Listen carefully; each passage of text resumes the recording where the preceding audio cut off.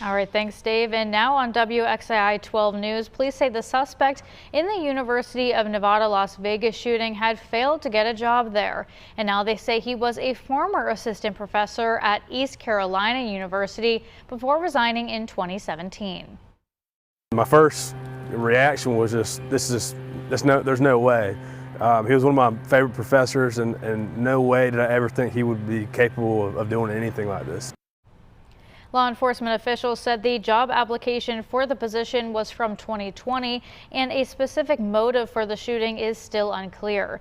Hunter Payton was a student in Anthony Polito's supply chain management class in 2010 at East Carolina, and he says anytime there's a mass shooting, it's heartbreaking, but this takes it to another level. Have it happen with some sort of connection, some sort of tie here, but especially somebody who I was actually in the presence of, it's really chilling.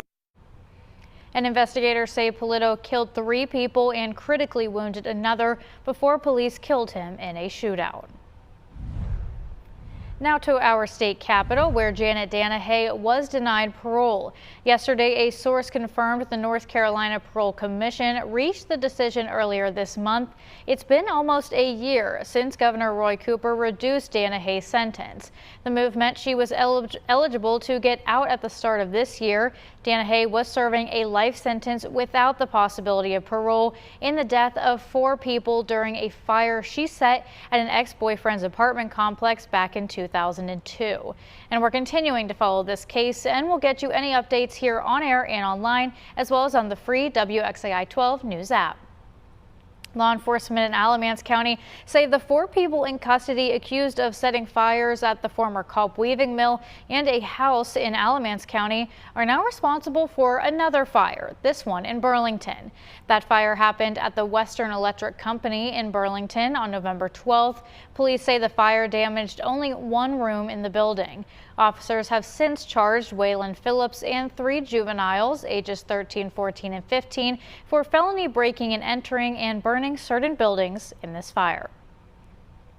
A school bus driver in Lincoln County is accused of getting behind the wheel with a blood alcohol level nearly 3 times the legal limit.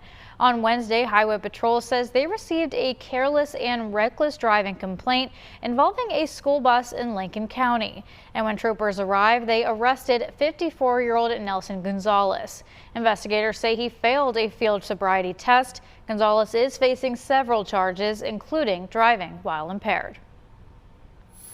And Greensboro police are investigating 2 armed carjackings, both happening within an hour of each other. Now investigators are trying to find out if these crimes are connected. The first happened at the Sheetz gas station on New Garden Road Wednesday morning around 7:40. 50 minutes later at 8:30 a.m., another car was taken at the Sheetz on West Wendover Avenue. In that incident, a witness called 911 to report what happened. I still see him sitting here. They pulled a gun to his head. 3 of them did, got in the car and left. I didn't know what was getting ready to happen. I didn't know if they was getting ready to start shooting or what. And we reached out to Sheetz for a statement, and we were told safety of customers and employees is a top priority. The company added, "We are working with the police department to investigate this matter, and we'll do whatever we can to assist with the investigation." The Guilford County Sheriff's Office held a celebration of life to honor those who died in traffic-related incidents last year. Deputies say they've been holding this event for over 10 years now. 70 names were called at last night's event, followed by a Christmas tree and candle lighting. Family members had the chance to place ornaments and pictures of their loved ones on the tree. Of those were Teresa Thompson and her brother, honoring their sister Annette Bates, who died in February 2022. The accident was just hard to handle, but we still, you have our days, and she just come to your mind and everything, so you just think about it and just wish that, she was still here because her life was taken too early. I didn't think nobody would be even thinking about my sister like this, and to get it and like, oh yeah, I think it's just a great honor for them to do something like this. It says the goal of the event was to reflect on the lives lost, but also serve as a reminder that there's still more work to be done. And so far this year, Highway Patrol in Guilford County says they have investigated 9 fatal collisions.